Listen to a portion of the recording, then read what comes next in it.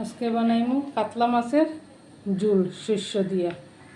প্রথমে কাতলা মাছ বাজিয়া রাখিয়া দিছি। এখন এই যে শস্য আর কাঁচামরিচ নিলাম, এটা গ্রাইন্ডারে পেস্ট করবো। গরম কড়াইতে আগের থেকেই তেল গরম করিয়ে রাখিয়া দিছি। এখন দিলাম পাঁচফোড়ন, হয়ে গেছে। এখন দিলাম ডেঙ্গার আলুয়ে শস্য বাটিয়ে ঝোল বানাবো কাতলা মাছ দিয়ে। এখন দিলাম লবণ,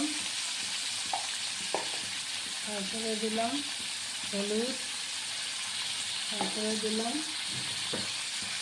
কালারের জন্য একটু লাল লঙ্কার গুঁড়ো দিয়া একটু পাতলাইয়া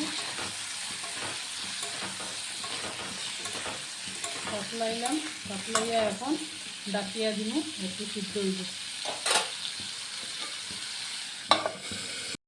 এখন শস্য আর কাঁচামরিচ যে আগে বাটিয়া রাখছিলাম ওইটা দিলাম। এখন একটু পাতলাইনি, এখন পাতলানি হয়ে গেছে। এখন ঝোল দিব। এই যে আগের শস্যের বাটিটা দিয়া জলটা দিলাম, তারপরে আরও কিছু একটু জল দিলাম। মাছ দিব,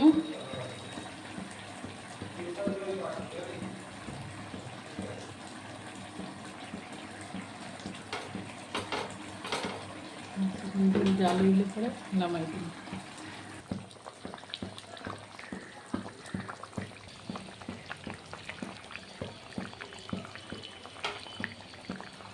হয়ে গেছে কাতলা মাছের ঝোল।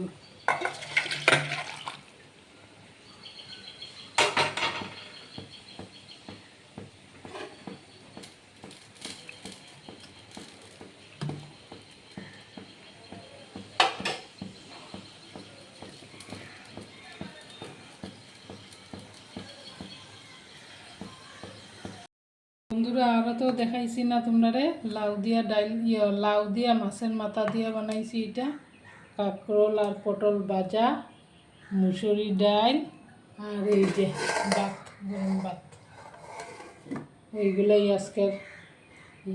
এই যে মাছ ঝোল শস্য বাটা দিয়া, আলু আর ডেঙ্গা দিয়ে।